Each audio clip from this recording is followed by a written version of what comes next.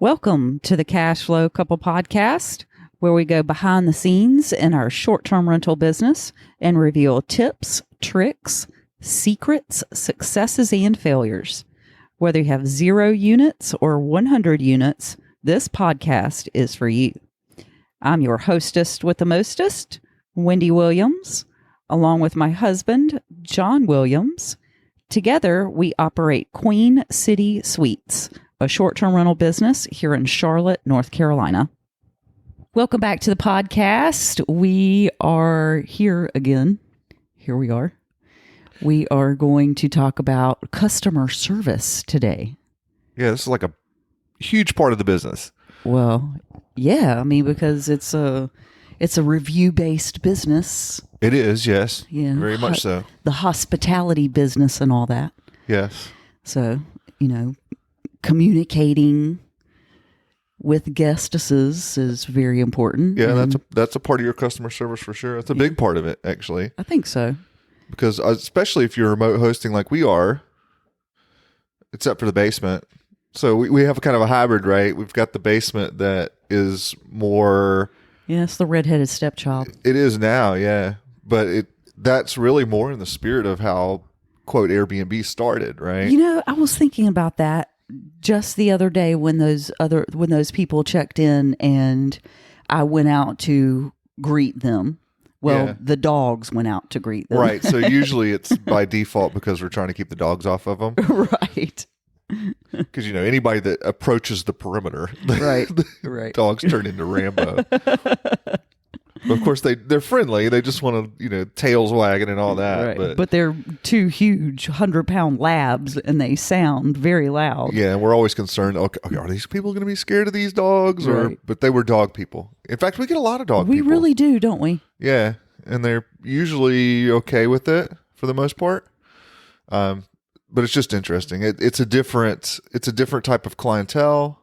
I know this isn't supposed to be the topic of this, but I see that a lot, and I think that's kind of the rub sometimes on when you're on some of these forums or you're looking for stuff on the web and people have different advice, and I think they're coming at it from 2 different attitudes. A lot of times, it's people that's the way they view it. It's in your home. It's people that come to stay with you, and really that was in the spirit of how it all got started. But now it's kind of grown beyond that even, right? So they're now a mix of people that work that way, and then there's people that host remotely. And it was only to say that when you're hosting remotely like that, well, all of your communication is over text, basically. It's rare that somebody will call you unless there's an actual problem, or actually you had somebody call you on the phone the other day, right? Yeah, somebody called me just the other day. Ironically, it was someone staying here. And they are coming next weekend. Right. And it was just a question they wanted to ask, but it's rare that you actually talk to somebody. It's very rare that somebody actually calls you. Yeah, and in fact, we try to keep things on the platforms if at all possible, just because there's a record of it. If you talk to somebody on the phone, there's no real record of what you talked about. If there's some sort of problem, which usually is why there's a phone call in the first place, there's no documentation of that conversation. That's admissible anyway. I guess you could record it, but it's off the record at that point. It becomes like, well, they said this and we said this. So we try to keep everything in written form.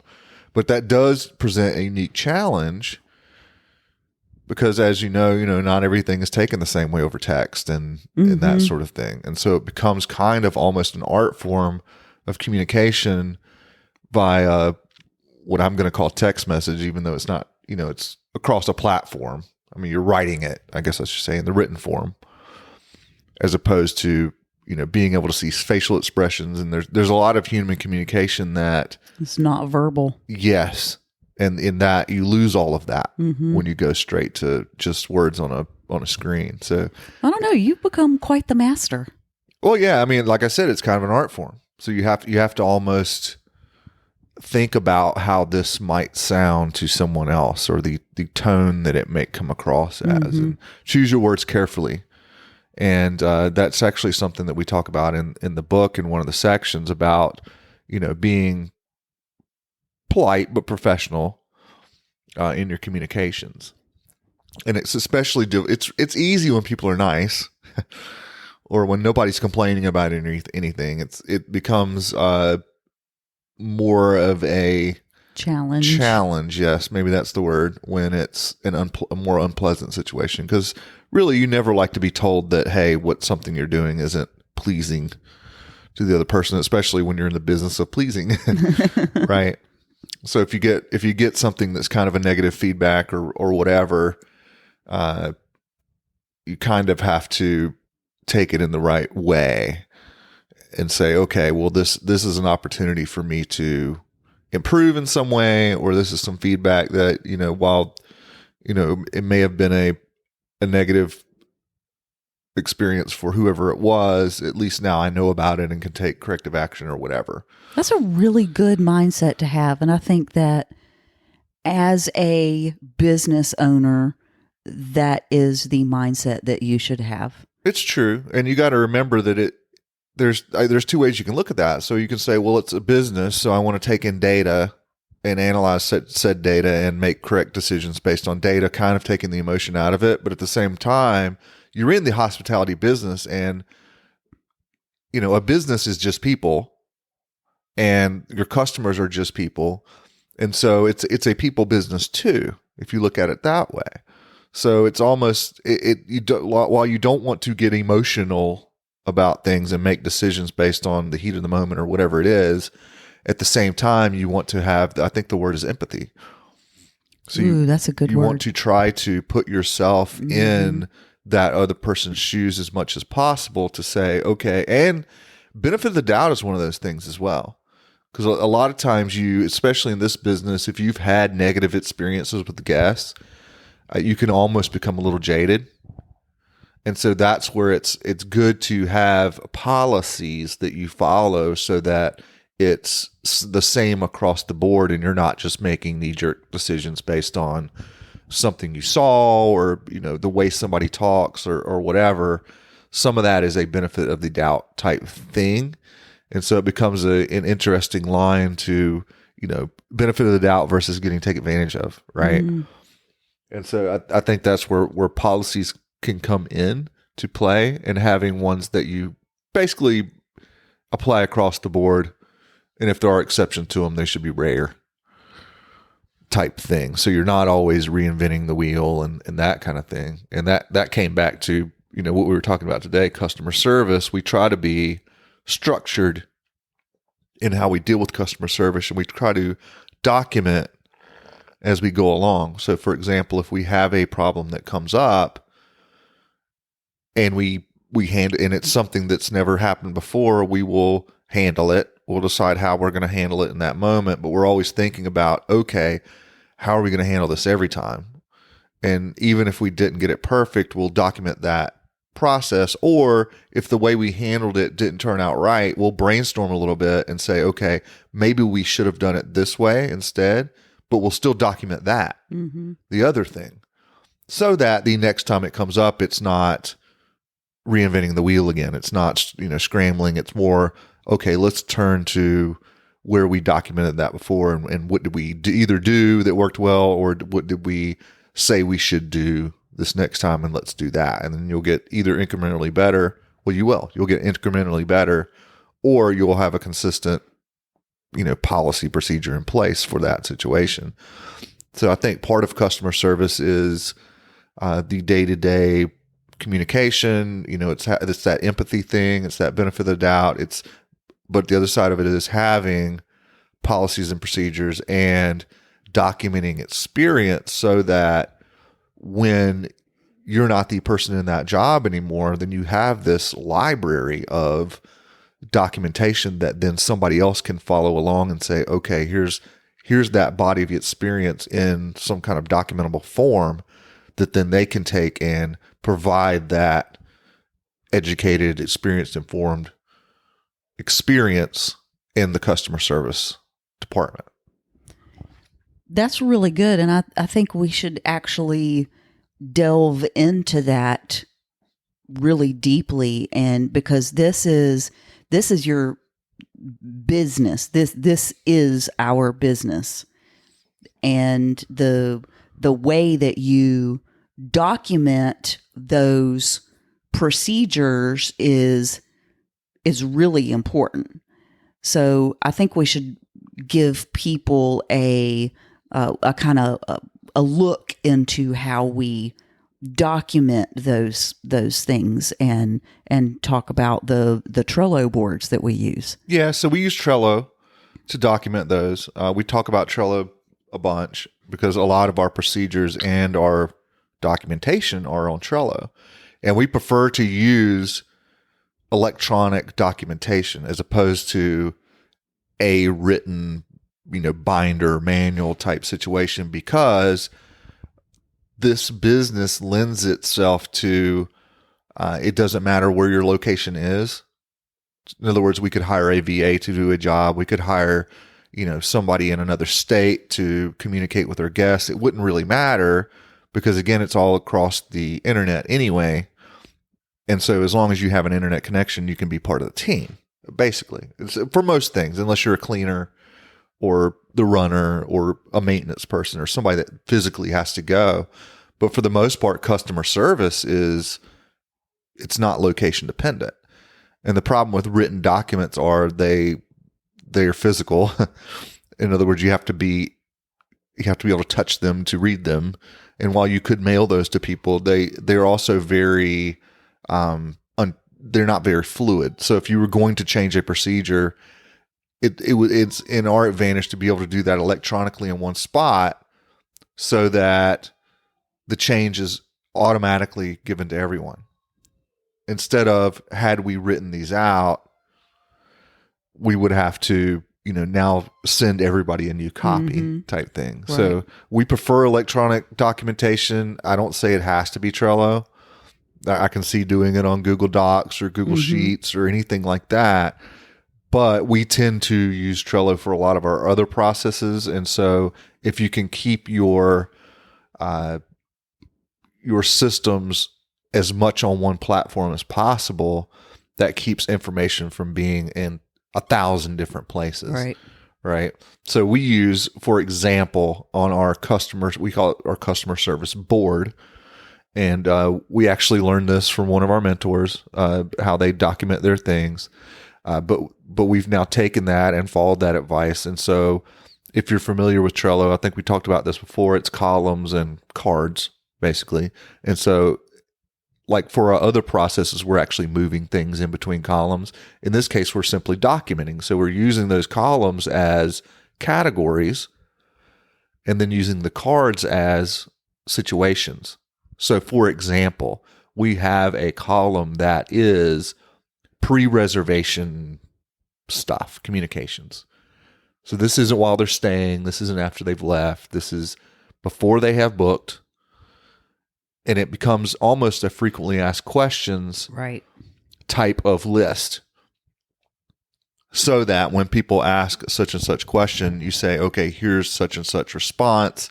Here's our policy for that. Even more specifically, it might be something like, hey, we want to add guests to a reservation that we've already booked.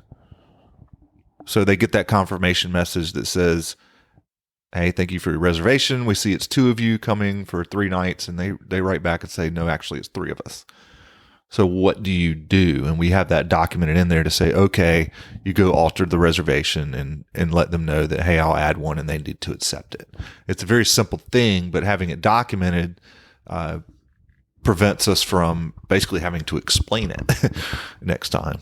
There's other stuff in there. We have, for example, as reservations that are ongoing. So people ask different questions when they're staying with you than they do before they're staying with you. And those are things like, they'll let you know that they checked out.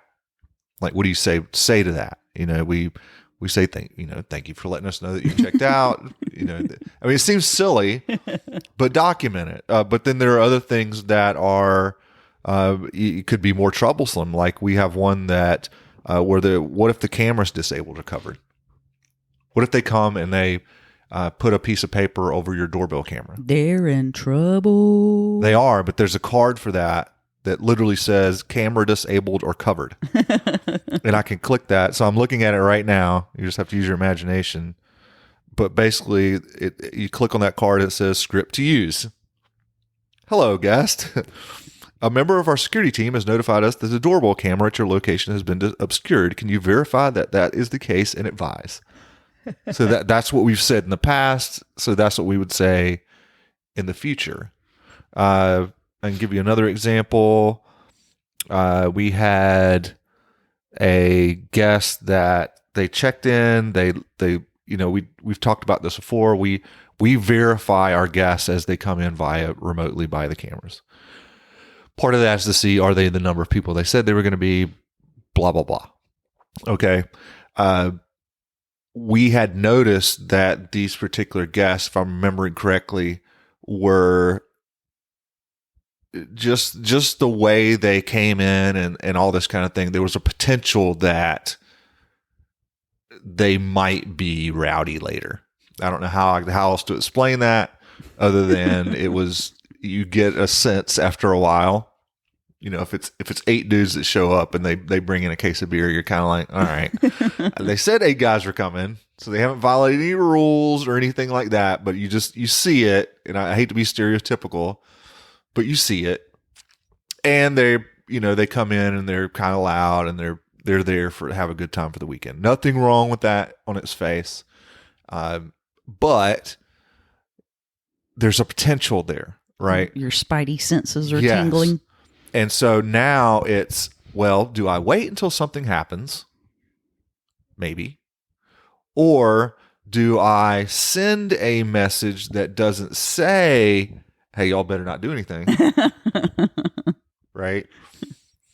But do I say something that kind of just lets them know that they're on notice, or yes. So I want some kind of we're watching, or so we got I actually our eye have on a you. card for that. I got a card for that. Oh, it's actually John's got a card for that.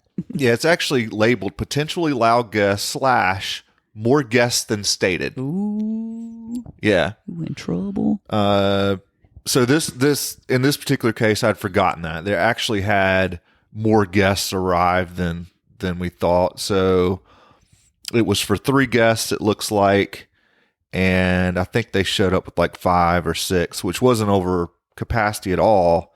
But then they also showed up with like alcohol and stuff. And it didn't look like they necessarily were having a party, but it was just a potential for things. So in this case, it was actually twofold. It was, they brought more guests than they said. And I was like, okay, this might be loud later because check-in's at 4. But it's a Friday night, whatever. Okay. And so I had a script. Here's the script I used. And, but here, I'll just read it to you because you might be interested. So it said, hello, guest name. I hope you guys are having a great time in Charlotte. So I want to say that right up front. Be very friendly, exclamation point, that kind of thing. And then I let them know. I say, a member of my security team has alerted me that there are more guests currently in the home than stated in your reservation. The current reservation is for 3 guests staying 2 nights, and the pricing and preparation was based on the information you provided. We can certainly accommodate additional guests. However, there's a $10 per night fee over 3 guests. Please let me know either way, and I can have the reservation modified if necessary. So I'm being very polite, right? I've stated the problem. Like, I've noticed you got more people than you said was coming. And by the way, there was a $10 per night fee for those extra people. And there must have been, I don't know how many there were in this case because it doesn't say. But I so far been, professional, but here's our policy, right? And then I have this noise thing to worry about. So I added this to it. I said, I also wanted to let you know that we do appreciate that you guys are here for a fun weekend, and we really appreciate you staying with us. I also would like to remind you that our home is in a residential area with people that live here full time. Some of our neighbors are more sensitive to this. Please help us out by being aware of the noise level and how more sensitive neighbors might view the home being rented out short term in a negative versus positive light. thanks in advance and enjoy your time here this weekend. That is beautiful. So what I've actually done is I've said, hey, I know she got more people because I could have said, hey, there's more people in your reservation than you said, and you brought in a bunch of beer. So I'm going to need you to pay me like $40 extra a night. And if you guys are loud, you're going to be kicked out. Yeah, but because that's what you really kind of want to say. Right. But that's not very customer service. It's not. And it's not friendly. And it doesn't give them the benefit of the doubt. Like maybe they didn't realize that they only booked it for 3 people. Right. Maybe they didn't realize there was an extra fee for extra guests and they didn't think it was a problem because at some places it's not. You know, we have people all the time that will book for one guest, not realizing that, well, they can't just bring more than one. And there's a reason for that on our end that they don't realize. Right. Well, it's sure. They an use insurance more thing. Well, you're right. Yeah, you're about to say they use more linens, towels, plus toilet paper. We've prepared thinking there's 3 and now there's 6. Right. So maybe you don't. We always do. We put out the same number for everything, but some people, you know, they put out enough stuff for 3 people and now there's 6 of them, and they can complain there aren't enough towels, and like, well, you said only 3 people were coming, you know, so you don't want to get into that. And in this case, it was, I was also, so you could take the emotional way of saying, well, those bastards brought 6 people and only signed up for 3. And I know they did it because there was a $10 a night charge and they didn't want to pay the extra $10 a night for those 3 people. And I know they're getting ready to have a party at my place. I know they're doing this. I know that, but that isn't the way I said it. In fact, what I said was, hey man, we're really great. Glad you guys are here. I know you're having a great time. I think that's awesome. Right. But here's this thing. And then the other thing was, about the loud thing. It was like, hey, just want to let you know that, hey, this is a residential neighborhood and there's other people around. And I know you guys are here for a great time and all that. And I totally understand that. Just be considerate. But I was almost enlisting their help. Right. Yeah. That's really great. I was saying, help us out. I was saying, hey, it would really be a favor to us if you would do this. That would really help us out. And, you like to use the platform. We like to be on the platform. And, it's one of those things where don't paint it in a negative light. Right. Like, so don't be the reason that. Right. Don't be that guy. It's basically what I was saying. Don't be that guy. But I said it in a different way. Right, so it's. See, I told you were the master of this. Yeah, but I don't want to say, no, I'm not saying, yeah, I'm the master. I'm just saying that that's the kind of thing we think about. And it's a little bit of an art form because if somebody said exactly what I say, well, that's just what I came up with as I was writing it. But now that it's documented, so I can read it back to you word for word. And I don't even remember when that happened. I want to say it was months ago. It may have been a year ago. I don't even remember it. Of course, I've slept since then. So exactly. So if you don't write these things down, then you don't know. But anybody could take that and modify it. And now they have an example of some words to use. Yeah. So at least you're not starting from scratch every time. Yeah. And that's just the way to do it, is to document those types of things. Did you like that? Did you like the example? Was that? Yeah, that was a good one. I feel like that was probably helpful. Yeah, that was a really good one. Instead of just talking about it, say, here's a real example. Yeah, that's perfect. Of how we do customer service. I think other people probably appreciate that because this is not something that a lot of people share. Yeah, they really don't. And some of it's your demeanor and how you, because I know people that would just be like, say it the other way, right? And be a little abrasive. And maybe that's just the way they are too. But you always got to think, is that our brand? Mm-hmm. Well, it's funny because our tagline is Southern hospitality and homes you will love. Right. And that kind of permeates everything that we do. And it does. And especially people coming from other regions. Yeah. You hear about Southern hospitality and all this kind of stuff. Yes. And you want to, that we kind of want to play off of that a little bit. Well, that's the kind of people that's what we want our brand to be. Yeah. And it is true. The people are generally polite, although there's rude people in the South too. I'll tell you that. But that's for sure. Most of them are from up north. Just kidding, guys. Just kidding. Just kidding. Well, just because somebody says honey and sweetie. Well, that's true. There's that whole bless your heart thing, right? Or bless your heart doesn't mean that they're being nice to you. But that's a really good point. But that's a cultural difference because because of the way we act regionally, when we encounter often, and this is just a cultural difference. It's not a dig at anybody, but often when we talk to somebody that's from a place where that's just the way you deal with other people, you're just a little more direct, maybe is the word, or a little less, we call it less personable, but that's the way we interpret it. But to them, it's just normal. Right. So we can have somebody that comes from a different region and they just seem rude to us, but they're not really being rude at all. Right. That's just the way they talk. Right. And to them, it's like everybody talks like that. Right. And they almost see you as like a little weird, too nice. Right. You're too nice. Which I think is where that Southern hospitality thing, that whole stereotype of, Wendy is like the Southern Belle. And, right. Hey, y'all. Exactly. Because I do. When people come to the basement, I greet them.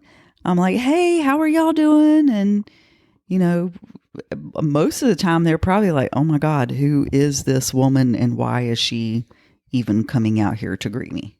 Right. Right. Like some of them don't really expect to even see me or to see us or to meet us or, interact with us at all. But that's just the type of person that I am. If I see you walking down the street, I'm going to wave to you and say, hey. Right. Yeah. Right. And so I just brought that up to say, I think a lot of customer service tends to be, that it's a recognizing that and not taking things so personally, which I see a lot of because you tend to almost want to, I think in any job where you deal with the public, you almost take things personally a lot. And sometimes people are just having a bad day. You know what I mean? So you have to kind of take that into account. Here's another one I had, canceling a guest due to maintenance. This has actually happened to us before. Yeah. I want to give you one more example at least. That's right. What do you do if there's some kind of major maintenance issue? Is this the HVAC one? This is, yeah. This is one. I remember that. Oh God, that was awful. And it actually happened the day they were coming. That's right. So what do you do? How do you handle that? Oh man, what a disaster. And what do you even say, to kind of, what do you say? And what do you do? And so they had an elderly person too, didn't they? Or was it the baby? It was either an old person or a young person. I can't remember which one. This one says they had an infant. So so that was it. Okay. Yeah. So this is canceling a guest due to maintenance. So in this case, it was the HVAC system, I should say, had failed. Right. And we just knew about it that day and they were on the way basically. Right. And like, how do you convey that? How do you convey that? So here's what I actually said. I said, guest, I've just received some unfortunate news. The heating system at the house has stopped working. It must have been cold. This must have been winter. The heating system at the house has stopped working. The HVAC repairman has informed us that it is not repairable and the entire system must be replaced. I remember this now. I apologize for the late hour, but we were just informed of this. We do have the option to provide you with space heaters as a temporary measure until the unit can be replaced. But given that you are arriving with an infant, and it is very cold in Charlotte, I would recommend the second option. I'm truly sorry that this has happened, but it is unfortunately out of our control at this point. I will contact Airbnb and inform them of the situation, and they would be able to assist you in finding an alternate location. And then down here below, I say, step 2, call Airbnb support, explain the situation, and have them cancel the reservation. Step 3, confirm, cancel reservation, and change the door code. So I've actually got some actual additional instructions in here as what to do. But in that case, again, the communication was basically apologizing, offering a solution, and then showing concern for basically showing concern for them, saying, "Hey, I know you're arriving with an infant. It's very cold in Charlotte. Because we could have taken that other option to say, okay, we're just going to give you space heaters, and not tell them or whatever, because you almost don't want to tell people when something bad happens, right? Oh, but can you imagine if they had actually gotten here? And, I know, yeah, and we didn't tell. Oh man, I would have been pissed. And I remember actually they were very nice about it. They were, yeah. I remember them. We, because we informed them and we were just honest about it and said, hey, here's some things, and we're showing concern for them, and honesty is the best policy. All of that kind of thing, for sure. So it was, it's a hard situation, but when you're in that situation, you almost freeze because you're like, oh my God, I can't believe that just happened. What do I do? Yeah. Like, what do I do first? Right. What do I do second? What do I do third? And so I've gotten it written out here. We now have it written the down. response that we gave as an example, and then do this next, do this next, do this next. And so it's very documentable so that somebody else could follow that and do it. And in fact, we follow it and do it. In fact, that's the first thing we do when something comes up. That's right. Go look and see it on we go to our customer service Trello board and say, hey, has this happened before? And how do we handle it? That's right. That's right. And if it didn't, it's like, crap, I guess we're creating procedure today. Right? But that's an opportunity to document something else. So eventually you end up with a lot of documentation. That's only 2 or 3. I forget what I read. We got a whole bunch because we've had lots of experience. Yes. So that's how we do it as far as customer service goes. And I like Trello, and I think it's important to talk about, how we do that, the process that we use to document our processes, because nobody else talks about that. That's true. They don't. And I'm not saying that's the only way to do it either. No, I'm not saying it's the only way, but it is a way, and it is a way that works for us. Yeah, and it's very effective, and it's very easy, and Trello's free. I think you can have up to 10 boards before it's not free. So wow, you can use it for a long time in your business before you ever pay for something. I don't think we have 10 boards just quite yet. No, and we have a few that we don't even use that are in there we could delete. So, and then there's some extra things you can do with Trello to automate it and all this kind of thing that you can pay for if you want. But up to this point, we haven't done anything that we needed a paid version for. So I always love to give people really effective tools that work really well that are free because now you really have no excuse not to use them. Right. In fact, the hard part is being consistent about documenting anything. Well, that's all about that before. Creating habits too. And it really doesn't take that long. It doesn't, but you tend to have a situation and then you're just like, thank God that's done. Let's go have a beer. But really the first thing you should do is like document that, and now it's done, go have a beer. You know what I mean? Well, really all you have to do is figure out what you're going to say. And then copy paste that. Say it. Font. Yeah. And then copy and paste it over into your Trello board. Yes. That's true. Done. Go have a beer. But that ends up being a lot of your customer service. It's just one little extra step, a copy and a paste, and that's it. Yeah, I hear you. But, so, there's no excuse for it. In your world, yes. We have different skills. Truth. I'm the one that's like, let's have a beer. And it's like, no, let's write this down. Well, you know what? I'm just pointing it out because I'm making an example of myself. But I'm so overjoyed that it's all actually there. See? The next time it comes up. Yes, so. That's exactly right. That's exactly right. Well, so I'm not sure if this episode was about customer service or documentation. Or having a beer. Or having a beer. But they're all important things to do. Yes, they are. So from time to time. Let's go have a beer. Now that we have documented all this. Okay. Well, I hope you found some value in this podcast. If so, go make sure that you like and subscribe.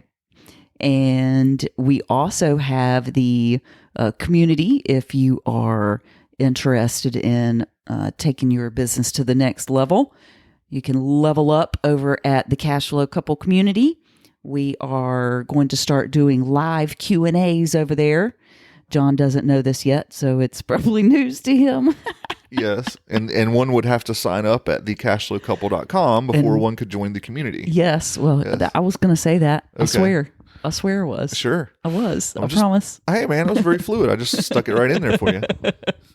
You should create a Trello card. I should create a Trello card on how to wrap up the podcast. Yes. Yes. That's actually not a bad idea. Well, that's why we did record the outro, so at least it does have a lot of, hey, where you can find us stuff on there. So, That's true. but I don't think it does talk about the community. Maybe we should change that. Right. Yeah. To add that in so I don't forget. Yes. So you can go sign up for the community over at thecashflowcouple.com, and we will catch you on the other side. Thanks for listening to another exciting episode of the Cash Flow Couple. If you found value in this episode, please subscribe to our podcast wherever you listen. We're on iTunes, Stitcher, Google Play, virtually anywhere you might find a podcast, whatever podcast player you're listening on now. Hit that subscribe button. It really helps us out. It helps other people find us. It helps us move up in the rankings. If you did not know, we also have a YouTube channel. It's The Cash Flow Couple. All of our episodes go there. But as well, we also put other video content that is not part of the podcast. You can find us on Facebook at The Cash Flow Couple. We go live there quite a bit. We share tips, tricks, things that are behind the scenes in our business that you may not see on the podcast, but it's definitely more of a real-time, day-to-day type experience. So definitely follow us on Facebook. If you want to ask us questions or if you have concerns or something you want to hear on the podcast, hit us up by email, info@thecashflowcouple.com. We love to hear from our audience. We really care about you guys. We want to see you succeed, and we want to hear what you have to say. So hit us up, info@thecashflowcouple.com. So until next time, happy hosting, happy investing, and we'll see you on the next episode of The Cash Flow Couple.